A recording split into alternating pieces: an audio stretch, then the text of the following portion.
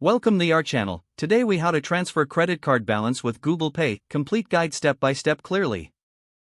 Open the Google Pay app on your mobile device. Ensure you are logged into your Google Pay account. Navigate to the Payments section from the main menu. Select Add Credit or Debit Card if you haven't added your card yet. Follow the prompts to enter your card information. Once your card is added, go back to the main menu. Choose the Transfer Money option. Select the credit card from which you want to transfer the balance. Enter the amount you wish to transfer. Choose the destination account where the balance will be transferred. Review the transaction details carefully. Confirm the transfer to initiate the balance transfer. You may need to authenticate the transaction using your PIN or biometric authentication. Wait for a confirmation message indicating that the transfer was successful. Check your bank account to verify that the balance has been transferred. If there are any issues or errors, follow the troubleshooting steps provided by Google Pay. Make a note of any fees that may have been incurred during the transfer.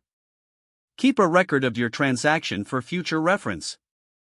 If necessary, contact your bank or credit card provider for additional support. Congratulations, you have successfully transferred your credit card balance using Google Pay.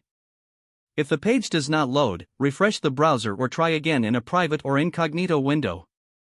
Make sure you are using the correct email address, then retype it carefully to avoid small typos. If your password is not accepted, use the reset option and create a new strong password you can remember. Check your spam folder for verification or security emails, then complete any requested confirmation steps. Enable two-factor authentication if available to improve account security and reduce unauthorized access risk.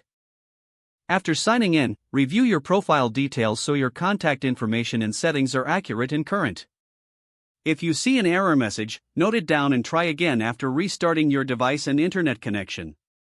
Log out when you finish, especially on shared devices, to keep your account and payment information secure.